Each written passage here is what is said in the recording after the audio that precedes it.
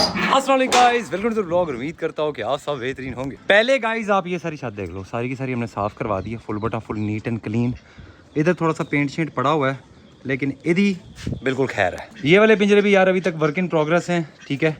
अब हमें लेके आनी है इनकी शीट्स, और शीट्स मैंने मंगवा ली हैं, बस उनको लगवाना है। पहले मैं सोच रहा था कि वो जो होता नहीं है गाइस चिप बोर्ड, वो लगवाता हूँ, लेकिन चिप बोर्ड का मसला ये है कि ऑल्दो मैं उसकी साइड्स को गोले के साथ कवर कर दूंगा, एल्फी लगा के उसको वाटर टाइट भी कर दूंगा, वाटर प्रूफ भी कर दूंगा, प्लस उसके ऊपर भी एक वाटर प्रूफ फार्मिका लगी होती है, लेकिन वो लॉन्ग लास्टिंग नहीं है।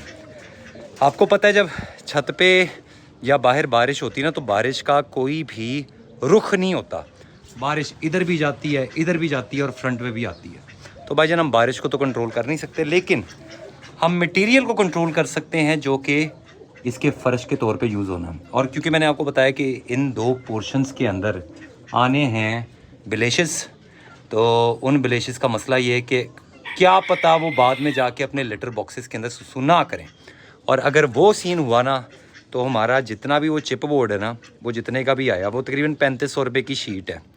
वो 3500 रुपये की शीट जो है ना, वो सारी की सारी 1 से 2 दफ़ा के बाद फूल जाएगी, ज़ाया हो जाएगी, और फिर दोबारा मुझे उसको चेंज करना पड़ेगा। तो उसका हल ही हमने निकाला कि हमने अब जो शीट मंगवाई है वो पीवीसी मटेरियल टाइप की है, थोड़ी सी सस्ती है, मेरे ख्याल है 5-1 हज़ार की शीट है वो। तो वो शीट मंगवाई है मैंने, और उससे हम इसकी सारी फ्लोरिंग करेंगे, और फिर ये जो हमारी फर्श है ना बिल्लियों के लिए, वो टोटल बटा टोटल वाटर प्रूफ हो जाएगा। गाइस ये देखो, ओ ये देखो, ओ मामा हेरदा what is wrong with you. अच्छा सॉरी, ये भजन धूप से की जा रही है, टकोरे कर रहा अपनी ये। बाकी आप सबने थंबनेल देख लिया होगा और आपको पता भी चल गया होगा कि आज का व्लॉग किसके बारे में है, और जिसके बारे में वो बिल्कुल हमारे सामने बैठी हुई है, लेसी। इधर आओ, लेसी थकी हुई है गाइस। ये कल शाम को आई है भाईजान हमारे पास वापसी, और मैंने आपको बताया था कि जैसे ही हमारे पास जगह तैयार हो जाएगी हम लेसी पोटैटो को वापस ले आएंगे, और लेसी पोटैटो अब वापस आएगी। बाकी जिन फॉलोअर्स को नहीं पता कि भाईजान लेसी कौन है, लेसी भाईजान एक स्ट्रे डॉगी है, और ये वो वाला स्ट्रे डॉगी है गाइस जो कि ना बहुत बड़ा हो जाएगा साइज़ के अंदर, मतलब तकरीबन ये साशा जितनी होगी, ठीक है। तो ये बड़े बड़ा स्ट्रे डॉगी है। अब स्ट्रेज में भी ना एक छोटा साइज़ आता है, एक बड़ा साइज़ आता है, तो भाईजान ये जंबो साइज़ हमारा स्ट्रे डॉगी है। तो लेसी की स्टोरी ये है कि यार लेसी के पेरेंट्स थे, उनको जहर दे दिया गया था, और फिर लेसी मेरा ख्याल है एक ही बच्चा बचा था। लेसी सिर्फ मेरा ख्याल है गाइस कोई 1.5-1 महीने की थी जब ये हमारे पास आई थी, और ये हमारे पास, आपको याद होगा जो कि हमारे पक्के फॉलोअर्स हैं, कि लेसी हमारे पास तकरीबन 2 या 2.5 महीने रही थी, और उसके बाद फिर हमने इसको भेज दिया था, और इस कंडीशन पे भेजा था कि जैसे ही हमारे पास जगह आ जाएगी, बन जाएगी, तो हम इसको वापस अपने पास ले आएंगे।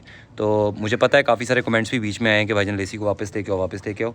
तो आज हमारी लेसी पोटैटो वापस आ गई है, और अब ये कभी नहीं जाएगी, ये लेगी हमारे पास, गुरु बच्चा हमारे पास लाएगा माला पोपो। इन दोनों को ना चैन नहीं है। ये हमारी जो कैकी है ना, ये बचपन से हमारे चूजली के अंदर इंटरेस्ट शो करवाती है, और बीच में ये आ जाता है। अभी देखो ये मना रही है उसे कि भाईजान आप छोड़ दो उसको, मेरा बचपन का बेस्ट फ्रेंड है, परा हो जो, साइड पे हो जाए। देखो ये चुंझे मार रही है उसको, कह परा हो जा, गुस्सा ना कर मामा, हिरदा गुस्सा ना कर, ठीक है, खुद आगे हो जाती है। लेकिन गाइस ये देखो कितना अच्छा हो गया कि मैंने इनके लिए ये ट्रेज लगाए हैं। अब इन ट्रेज, ओह लेसी नहीं, लेसी मुझे ना तेरी भी अदाओं पे और तेरी नीयत पे ना मुझे अब शक होने लग गया गाइस। जैसे ना ये है वैसे बेस्ट फ्रेंड ना हमारे डेनी बॉय की, और डेनी बॉय के साथ अभी तक मैंने इसका मीटअप नहीं करवाया, लेकिन थोड़ी देर में ना डेनी बॉय को भी ऊपर लेके आएंगे और देखेंगे डेनी बॉय का क्या रिएक्शन होता है।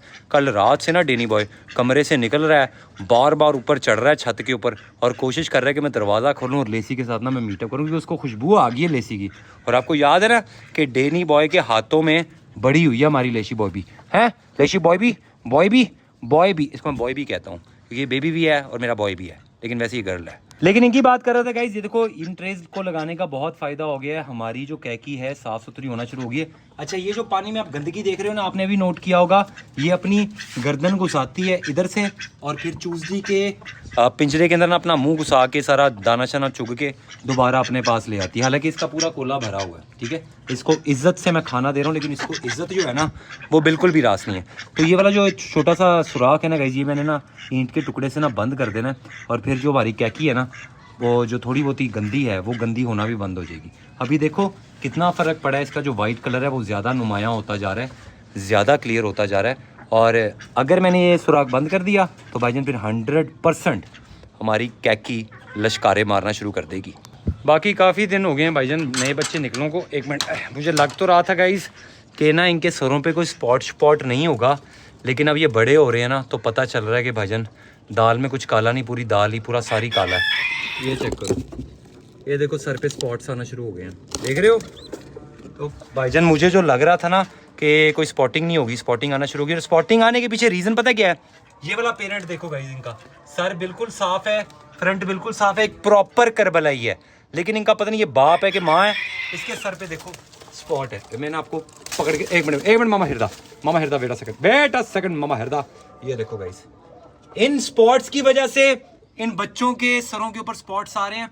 लेकिन ये जो हमारा पीस है ना, ये भी पेरेंट है, मुझे नहीं पता ये फीमेल है कि ये फीमेल है, दोनों के मुझे जेंडर का बिल्कुल भी नहीं पता। लेकिन पता करवाने के बाद ना इस वाले पीस को मैं निकाल दूंगा और इसकी जगह एक प्रॉपर इस पॉइंट वाला पीस लेके आऊंगा, और फिर हमारे पास जो बेबीज है ना वो टोटल ऐसे निकलेंगे। टोटल तकरीबन 30 एक ट्रे लगे थे। और इन आओ ताजी, अबे चुप कर जा मामा हिरदा, आ रहा हूँ मैं तेरे पास कैमरा लेके, टीआरपी का बुक है। तो गाइस टोटल हमारे पास जो ट्रे बचे हैं ना वो 2 बचे हैं। और अब मुझे नहीं समझ आ रही कि मैं इन 2 ट्रेस का क्या करूँगा। टोटल ट्रेस जो मंगवाए थे मैंने वो तकरीबन 30 थे मेरा ख्याल है, जहाँ तक नहीं 30 नहीं थे, तकरीबन 40 थे। पहले बैच जो था मैंने मंगवाया था 28 का, और नहीं 50 थे गाइस, 50 ट्रेस लगे हैं मेरे, 1 2 और 3 ट्रेस के अंदर। और तकरीबन ना सही पड़ गया, इतना महंगा नहीं पड़ा। लेकिन ये वाला जो था ना ये ज़रूरी नहीं था, लेकिन बहुत ज़रूरी था। और ज़रूरी क्यों था? मैंने आपको बताया कि कैकी जो थी वो हमारा पहला पेट था जिसने मुझे 1 मिलियन व्यूज़ दिए थे इंस्टाग्राम के ऊपर। तो 2 साल से बेचारी सफ़र कर रही थी, क्योंकि आपको पता है मेरे पास मेरा जो सारा सेटअप है ना वो सारा पक्का है, कच्ची जगह मेरे पास नहीं है। तो बतखों को कच्ची जगह पे रखना चाहिए जहाँ पे पानी वाला पॉन्ड हो, और मेरे पास इस तरह का कोई सेटअप है नहीं फ़िलहाल। तो इस करके ना मैंने कहा यार 2 साल बेचारी ने बड़ा सफ़र किया है, इसको जो इन्वायरमेंट चाहिए था मैं नहीं प्रोवाइड कर सका। ऑल्दो मेरे पास काफ़ी अपॉर्चुनिटीज़ आई थी जिसके अंदर मैं इसको किसी भी ऐसे सेटअप पे भेज सकता था, फिर पानी मौजूद हो, मिट्टी मौजूद हो। लेकिन मैंने इसको निकालने का बिल्कुल भी फैसला नहीं किया, क्योंकि मैंने आपको बताया ना थोड़ी हमारी इमोशनल अटैचमेंट है हमारी कैकड़ी से। तो ये वाले मुझे बिल्कुल भी नहीं दुख रहे, क्योंकि कैकी डिज़र्व्स अ ब्रेक। और भाईजान हमारी ये तीनों की तीनों कुकड़ियाँ भी सेटल डाउन हो गई हैं। और अच्छा गाइस, वैसे आपस की बात है, ये वाली थी न्यू वाली कुकड़ी, और इसके पॉइंट देखो कितने प्यारे हैं। वो हमारी पुरानी वाली है, इसकी तो हालत ख़राब होगी। हालत पता है क्यों ख़राब हुई है गाइस? क्योंकि ये एक जोड़ा है, और जो मुर्गा होता है ना, अगर आप उसके साथ सिर्फ एक मुर्गी छोड़ो तो फिर जितना भी गुस्सा होता है ना वो फिर एक मुर्गी पे ही निकलता है। लेकिन अब इसके पास क्योंकि 2 मुर्गियाँ हो गई हैं, तो अब इस मुर्गी की जो हालत है ना वो काफ़ी बेहतर हो जाएगी। अभी देखो ना इसके पर जो हैं कितने रफल्ड हैं, कितने गंदे हैं। वो इसी वजह से क्योंकि इसके पास एक पार्टनर था। और जो मुर्गे होते हैं ना उनका जो हिसाब होता है वो बादशाहों वाला हिसाब होता है, वो एक बीवी पे सेटल नहीं करते। इनके पास एटलीस्ट ऑप्टिमम साइज़ जो होता है वो 2 मुर्गियाँ और 1 मुर्गे का होता है। तो आपको हमेशा इनको 2 बीवियाँ देनी चाहिए, एक से काम बड़ा ख़राब हो जाता है। कभी कभी मुर्गा बहुत ज़्यादा वायलेंट होता है और एक मुर्गी को ना मार के अक्सर औकात मार भी देता है, या काना कर देता है, या कोई ना कोई फिज़िकल इंजरी कर देता है। तो बेहतर ये है कि आप एक मुर्गे को एटलीस्ट 2 मुर्गियाँ दो। 2 से ज़्यादा बेहतर हो जाएगा, बहुत ज़्यादा बेहतर हो जाएगा। लेकिन ऑप्टिमम साइज़ अगर ब्रीडिंग पॉइंट ऑफ व्यू से देखा जाए, फर्टिलिटी पॉइंट ऑफ व्यू से देखा जाए, तो भाईजान 2 मुर्गियाँ 1 मुर्गे का सेट होता है। अच्छा यार, ये ना मेरे सारी मोरनियाँ जो हैं वो इसी तरह बैठ के ना अपनी सफाइयाँ कर रही होती हैं। अभी तो खैर ये फ़िलहाल धूप सेक रही है, जैसे मैंने आपको भी शुरू में दिखाया हमारे जो कबूतर हैं वो धूप सेक रहे हैं। लेकिन जब ये इस तरह की हरकतें कर रहे होते हैं ना गाइज़, मुझे थोड़ा बहुत कन्फर्म हो जाता है कि अब ना ये दूसरी मोरनियाँ भी जो है ना वो रेडी हैं एग्जी देने के लिए।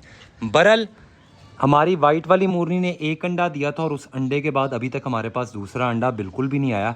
लेकिन मुझे उम्मीद है कि कुछ ही दिन के बाद ना दोबारा पुड़ुक अंडा आना शुरू हो जाएगा। है मोरू? और यार कोई अंडा शंडा दे दे, और मेरा मतलब अपनी बीवियों से कहो कि भाई अंडा शंडा दे दो हमें, आगे यार फिर हम अपनी हैचरी भी तो ऑन करें ना यार। अब उस 1 अंडे के चक्कर में ना मैंने अपनी हैचरी नहीं ऑन की। मैंने कहा चलो यार क्लच पूरा हो गया ना तो फिर मैं इकट्ठे अंडे अंदर रखूँगा। तो एक ही डेट पे अगर 7 अंडे रखूँगा ना तो वो 7 अंडे जो हैं वो क्या होगा, वो पूरे 28 दिन के बाद इकट्ठे हैच होंगे। अब अगर मैं 1 अंडा अभी रख दूँ, 1 अंडा कल रख दूँ, 1 अंडा परसों रख दूँ, 1 अंडा अगले हफ्ते रख दूँ, तो डेट सारी आगे पीछे हो जाती है। तो फिर उसको मैनेज करना ना बड़ा मसला हो जाता है हैचरी पॉइंट ऑफ व्यू से।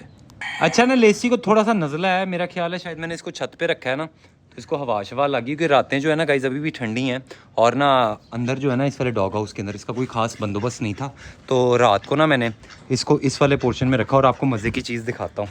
उसको आपको याद है ना हमारी लेसी क्या करती थी गाइस, हमारी लेसी इन्हीं पिंजरों में जाके ना अपना टॉयलेट बना लेती थी। तो अभी भी वो आदत इसकी नहीं गई, और ये देखो इस वाले पिंजरे में इसने आके पॉटी की है, चेक कर रहे हो।